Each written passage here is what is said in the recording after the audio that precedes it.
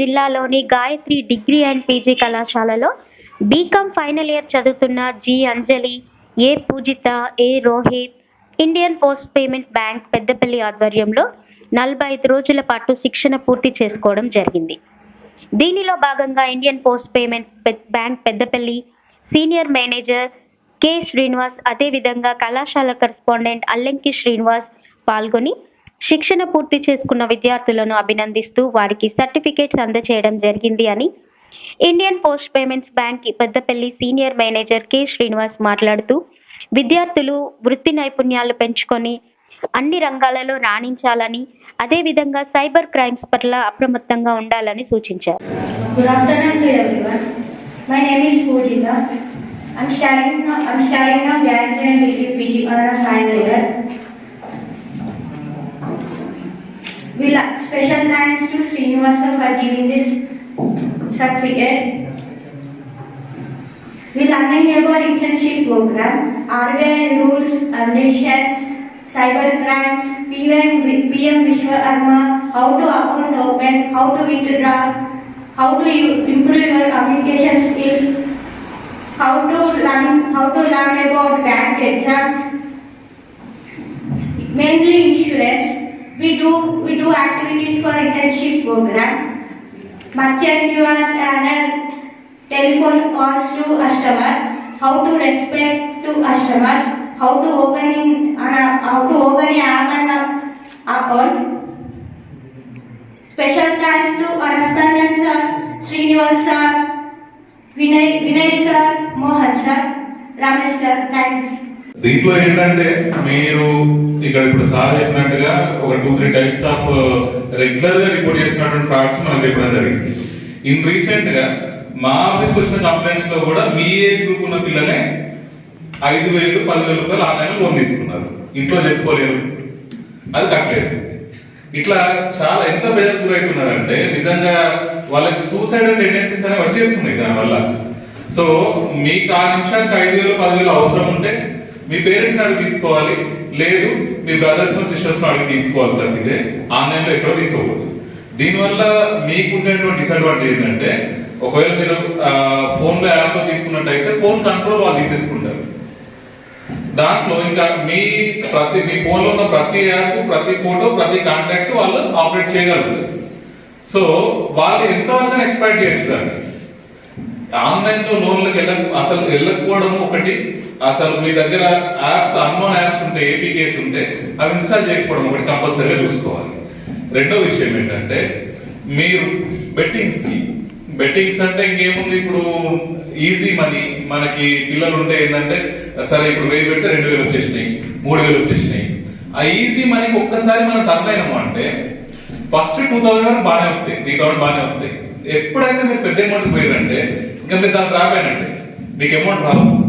మీరు ఇంకా పెట్టాలి. ఇప్పుడు మీరు 30,000 వస్తాయి, మీరు ఇంకో 10,000 కట్టాలి, 5,000 కట్టాలి, ఇంకా వెళ్ళిపోతా ఉంటుంది. ఇంకా ఆ ఊపిలో మీరు బయట రావడం జరగదు.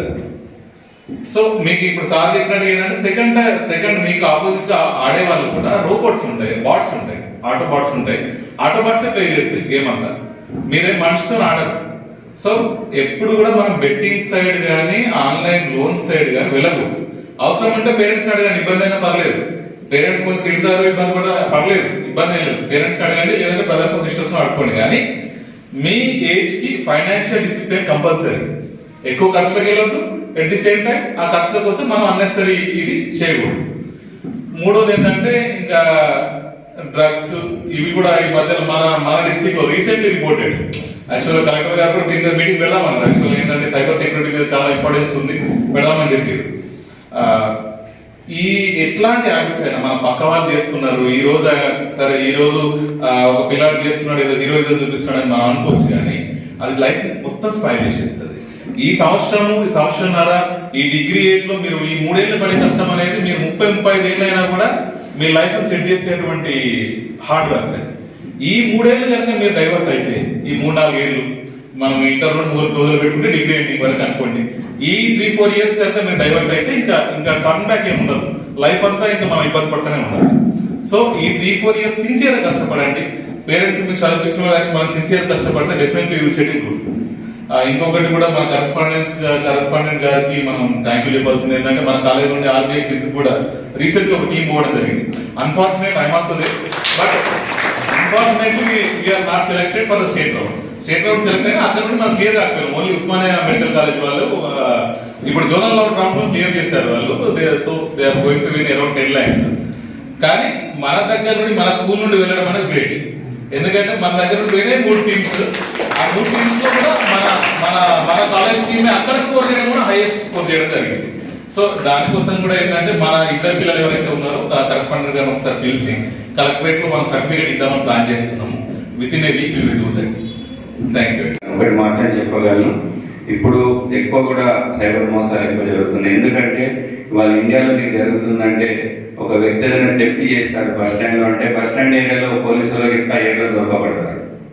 ఏదో మన విలేజ్ లో ఊర్లో ఒక పల్లెటూరులో ఏంటంటే ఆ పల్లెటూరులో ట్రేస్ అవుట్ చేసి దొరకబడతాయి. సైబర్ నేరాలు ఎంత డేంజర్ అంటే మన ప్రపంచంలో ఉన్న 200 పైచుల కంట్రీలలో ఏ మూల నుంచైనా క్రియేట్ చేయొచ్చు. దానికి పెద్ద ఎస్టాబ్లిష్మెంట్ అవసరం లేదు. మన ఇంట్లో చిన్న రూమ్ చాలు, వాడు సిస్టమ్ పెట్టుకొని ఒక చిన్న రూమ్ లో ప్రపంచంలో ఏ మూల నుంచైనా కూడా క్రియేట్ చేసి చేయొచ్చు. వాడు దొరకడం చాలా కష్టం.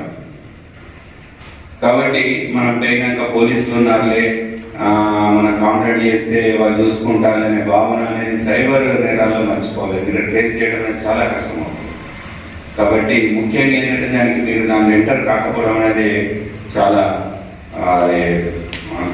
కాకూడదు, ఇంకా దాన్ని రాకపోకూడదు. ఎందుకంటే మీరు ముఖ్యంగా చదువుకునే వయసు కాబట్టి మీ దృష్టి అంతా కూడా చదువు మీదనే పెట్టాలి.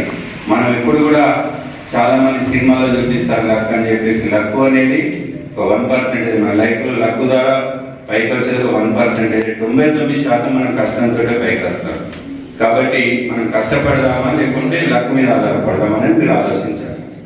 కాబట్టి 1% అనేది చాలా అది రేయర్, అది దాని మీద ఎప్పుడు కూడా మనం డిపెండ్ కాకూడదు. కానీ హార్డ్ వర్క్ చేస్తే మనం పైకి వస్తాం కాబట్టి 99% అనేది హార్డ్ వర్క్ అంటే పైకి వస్తాం కాబట్టి మీ యొక్క దృష్టి అంతా కూడా మంచి ఎడ్యుకేషన్ మీద, మీ ఫ్యూచర్ ప్లాన్స్ మీద పెట్టాలి.